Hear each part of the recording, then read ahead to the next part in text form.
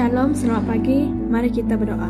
Bapa Syurgawi, kami sangat bersyukur diberi kesempatan untuk menikmati hari yang baru. Semoga firman Tuhan pada pagi ini terpahat dalam hati kami. Dalam nama Tuhan Yesus kami berdoa. Amin.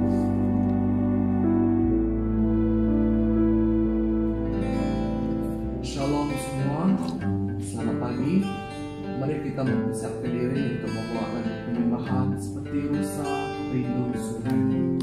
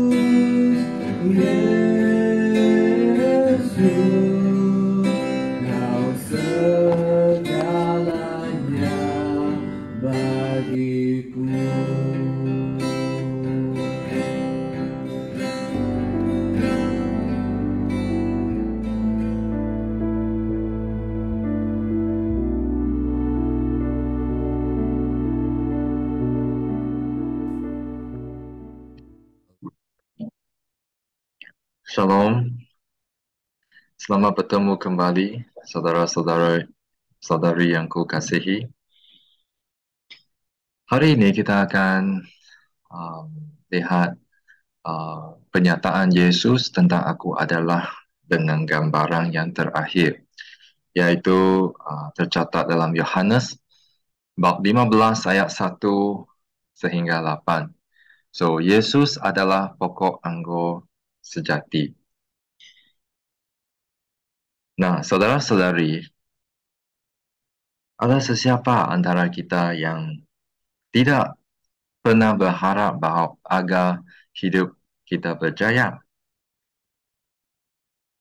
Adakah? kamu pernah ataupun Anda berharap supaya hidup kamu berjaya?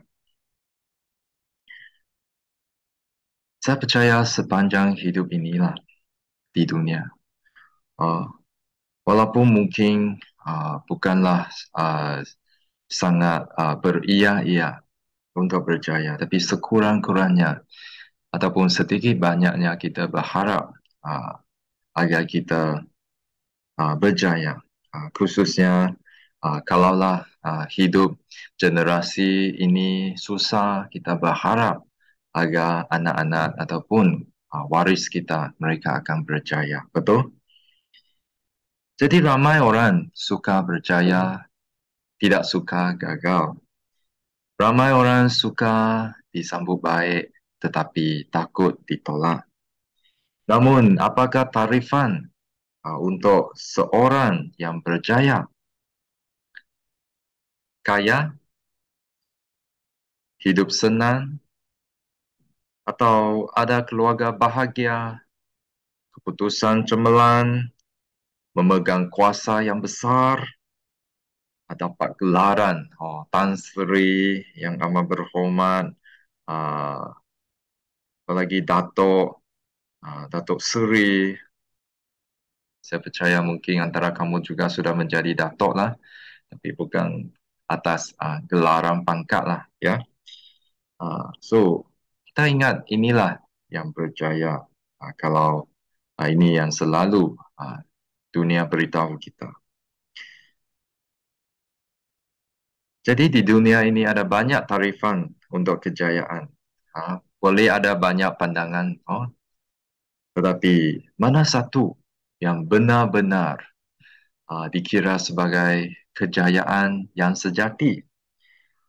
Salah satu istilah yang selalu digunakan di dunia ini, khususnya untuk mereka yang berjaya, khususnya dari segi menilai, dari segi apa, saudara-saudari, iaitu dari segi produktiviti, sama ada prestasi dia ataupun usaha dia itu berhasil ataupun tidak.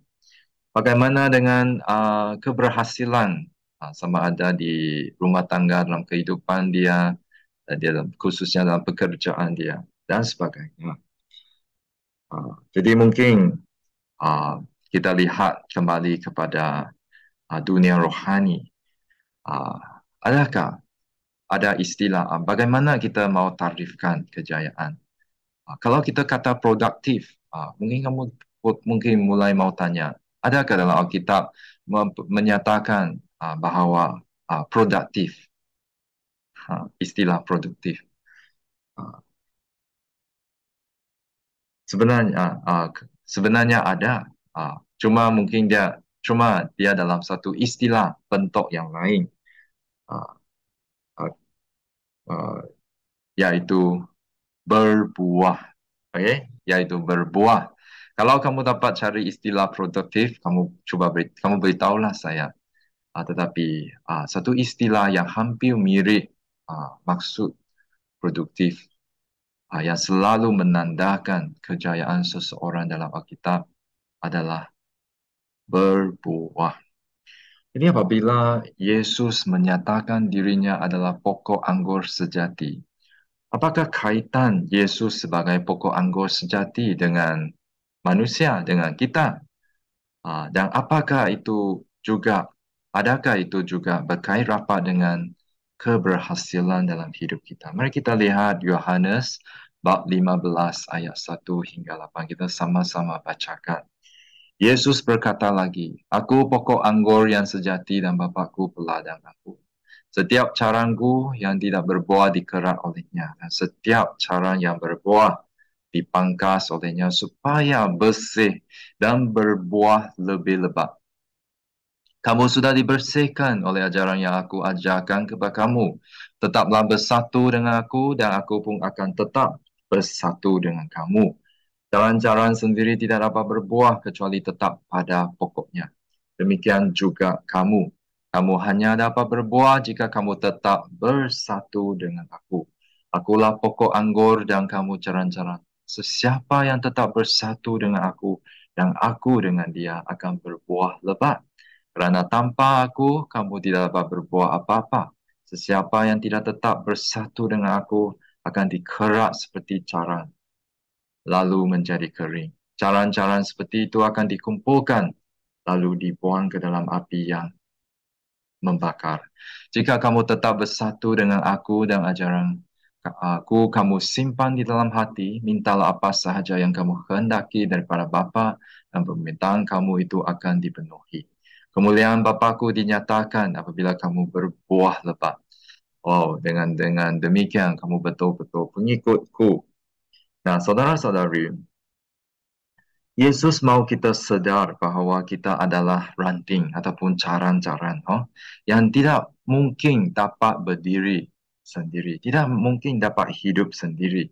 Itulah sebab Yesus menekankan bagaimana ranting-ranting berpaut pada pokok dia, di mana sumber hidup itu datang daripada pokok yang menyerap nutrisi, supaya ranting-ranting itu bukan saja bertumbuh tetapi bahkan berbuah. Bahkan dipantas lalu berbuah lebat lagi. Nah, saudara-saudari, Yesus membawa satu mesej yang sangat penting, yaitu kesatuan orang percaya dengan Dia. Kalau hari ini kita tidak bersatu dengan Tuhan, kita tidak mungkin dapat hidup bahkan berbuah. Nah, apa maksud itu kesatuan? Mungkin secara dasarnya, kesatuan itu haruslah bermula dari fikiran kita. Bagaimana kita tahu apabila pemerintahan Allah sudah datang, nilai-nilai surgawi itu sebenarnya begitu berbeza sekali dengan nilai-nilai yang dihidang oleh dunia ini. Ini perbezaan yang begitu ketara ini. Seperti apa? Seperti langit dan bumi. Jadi itulah sebab Yesus selalu mendorong kita yang mengikutinya untuk bertaubat, kerana kita sudah diikat dengan dosa, dengan tradisi, dengan fikiran yang menentang dan berlawanan dengan kehendak Tuhan. Itulah sebab kita perlu bersatu dengan Yesus, bermula dari fikiran kita, bermula dari hati kita. Bagaimana Raja atas segala Raja, Yesus Kristus, bertakhta di dalam hidup kita.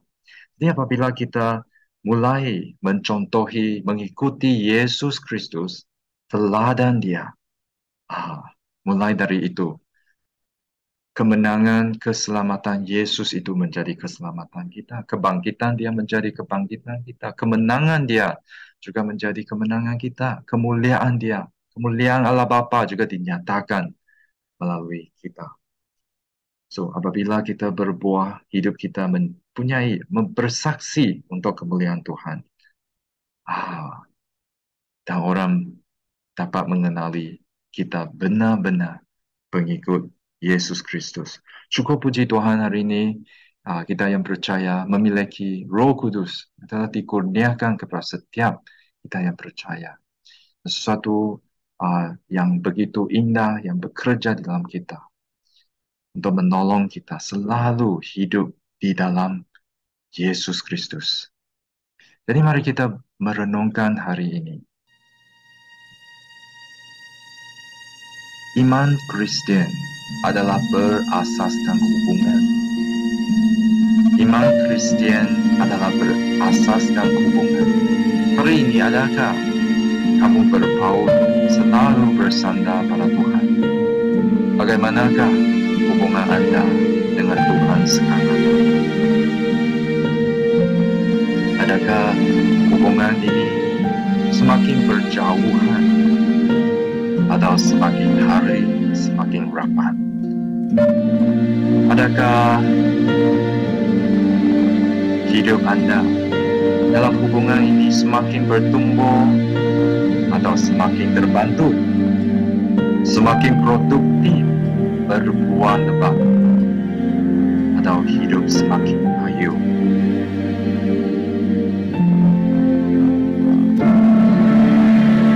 Coba kita renungkan dan berdiam di hadapan Tuhan.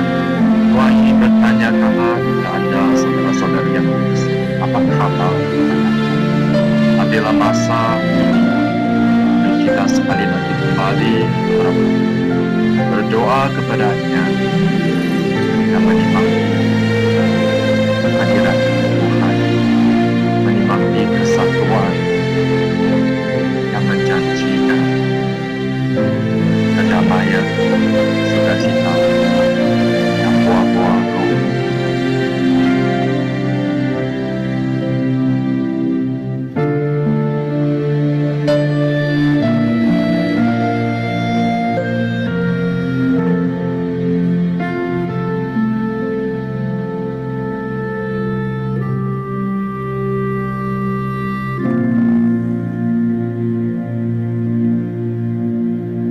Mari kita berdoa.